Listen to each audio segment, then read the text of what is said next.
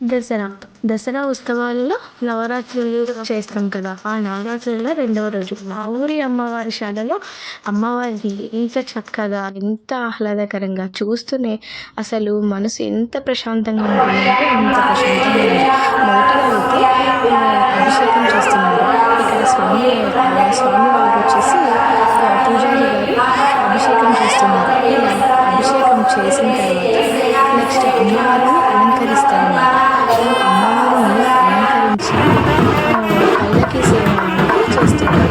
ఈ పల్లకి సేవ అమ్మవారి ఈ రెండవ రోజు రెండవ రోజు శ్రీ స్వర్ణలక్ష్మీదేవి అలంకరణ అన్నమాట. ఇలా అలంకరణ స్వామివారికి అలంకరణ చేసిన తర్వాత అమ్మవారి పల్లకి సేవ చూశారు కదండి.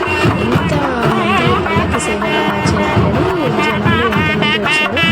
ఆ పల్లకి సేవను చూడడానికి పల్లకి సేవ చేయడానికి చాలామంది వచ్చారు. ఇలా పల్లకి సేవ చేసిన తర్వాత ఇంకా స్వామి శ్రీ స్వర్ణలక్ష్మీదేవి అమ్మవారికి స్వర్ణలక్ష్మి అనే రంగంలోనే లక్ష్మి ఉంది. ఇక్కడ ఏం చేస్తున్నారు, మరీ అభిషేకం చేస్తున్నారు. ఈ అమ్మవారికి 1 రూపీ కాయిన్స్తో అభిషేకం చేస్తూ ఉన్నారు. చూస్తున్నారుగా స్వామి శ్రీ స్వర్ణలక్ష్మీదేవికి 1 రూపీ కాయిన్స్తో అభిషేకం చేస్తున్నారు. ఇలా అభిషేకం చేయాలంటే కూడా చాలా అదృష్టం ఉండాలండోయ్.